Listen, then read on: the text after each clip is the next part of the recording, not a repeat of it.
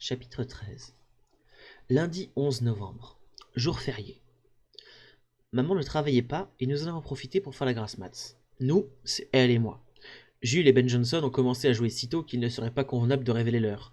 Mais ils ont été sympas et n'ont pas fait trop de bruit. À midi, nous avons mangé une bolognaise comme je les aime, avec un tas de petits lardons et beaucoup de gruyère. Et, vers 2 heures, la sonnerie de la porte d'entrée a retenti. Maman est allée ouvrir et j'ai entendu la voix de Thomas. Je me suis précipité. Qu'est-ce que tu fais là? Bon, d'accord, ma première réaction n'a pas été très gentille. Mais, à ma décharge, il faut dire que j'étais vraiment surprise. Thomas ne s'est pas démonté. Il fait très beau dehors, je me suis dit que tu aurais peut-être envie de faire une balade. À côté de moi, maman a eu un grand sourire et je me suis senti rougir jusqu'aux oreilles. Jules a choisi ce moment pour s'approcher. Il a dit bonjour à Thomas et a précisé pour maman. C'est le chéri d'Agathe. Mes joues ont viré à l'écarlate et pendant une seconde, je me suis demandé si je ne préférais pas mon frère quand il était muet. Thomas a eu, lui aussi, l'air un peu gêné, et maman a essayé de détendre l'atmosphère. Tu veux entrer une minute? Je suis intervenu très vite. Pas la peine. Maman m'a regardé, surprise. Je veux dire, ai-je précisé, nous allons profiter du soleil tant qu'il y en a. Si tu es d'accord, bien entendu. Bien sûr, a dit ma mère. Tu es assez grande pour sortir quand tu en as envie. Bonne promenade. J'ai perçu dans ces mots une légère ironie que j'ai préféré ne pas relever, et je suis descendu en compagnie de Thomas. Je suis désolé pour ce qu'a dit mon frère. Ce n'est pas la peine. Si, c'était complètement stupide. Thomas n'a pas répondu. C'est vrai que dehors, il faisait un soleil magnifique. J'avais fini le premier tome du Seigneur des Anneaux la veille au soir, et la conversation a inévitablement abouti aux aventures de Frodon et de ses amis.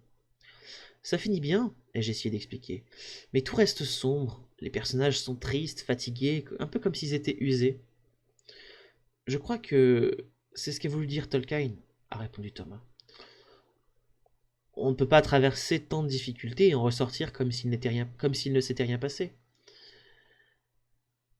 Ils ont gagné quelque chose, mais cette victoire les a transformés. Ça aurait pu être en bien. Je suis pas sûr que ce soit en mal. Tout en parlant, nous étions arrivés au terrain en vague de contrebas de la Pervenche. Nous étions arrivés au terrain vague en contrebas de la Pervenche. Des garçons jouaient au foot de l'autre côté, et, de loin, il m'a semblé reconnaître Noureddin et Tarek. Nous nous sommes assis sur un banc. Le soleil était chaud sur nos visages. Tu n'as pas l'impression que ce que tu vis te transforme, toi? Thomas avait remonté ses jambes et tenait ses genoux dans ses bras. Oui, bien sûr. En bien ou en mal? J'ai réfléchi avant de répondre. Ni l'un ni l'autre. Mais ce qui est sûr, c'est que les événements graves ou tristes ou difficiles nous transforment davantage que les autres. Donc, Thomas s'est tu. Le soleil qui chauffait ma peau s'est voilé. J'ai levé les yeux. Julien était là, avec son frère, et le grand de l'autre jour. C'était sans doute inévitable. J'ai essayé de retrouver mon armure d'invincibilité, mais le frère de Julien a tendu le bras, et elle a volé en éclats. Je me suis senti soulevé par le collet. Une main énorme s'est abattue vers mon visage, mes pieds ne touchaient presque plus le sol. À cet instant, Thomas a bondi. De sa position accroupie sur le banc, il s'est propulsé sur mon agresseur. Les deux garçons ont roulé au sol, je me suis senti libre. Cours, Agathe!